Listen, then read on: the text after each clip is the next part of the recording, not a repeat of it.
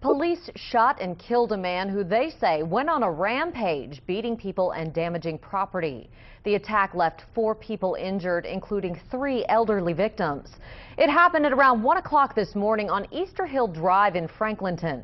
Scott Satchfield has the story. Broken windows and glass scattered across the ground, visible signs of one man's rampage through this typically quiet block in Franklinton last night.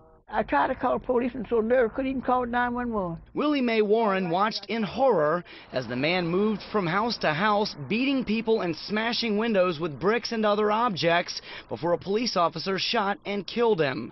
The attack sent 4 people to the hospital, including 76-year-old Phil Barnes, who was beaten with a tree limb.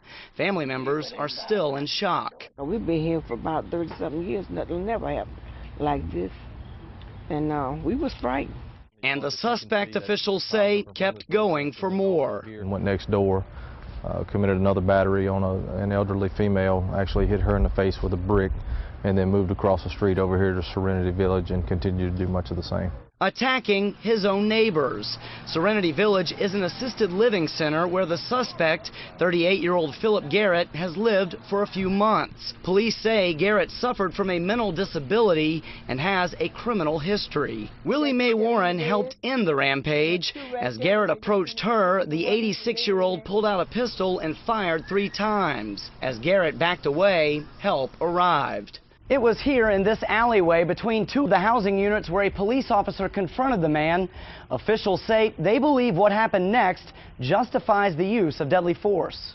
Captain Justin Brown says Garrett threw a brick at the officer, prompting him to try a taser, which didn't work. The officer tried to create distance between himself and the suspect, and the suspect closed that distance. The officer fell to the ground. The suspect approached him and got over the top of him and was about to strike him with a brick, and that's the point that the officer used deadly force.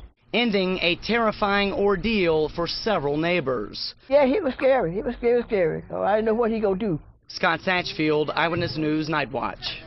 Franklinton police aren't releasing the officer's name, but say he's been with the department for more than 10 years. Louisiana State Police are now investigating that shooting.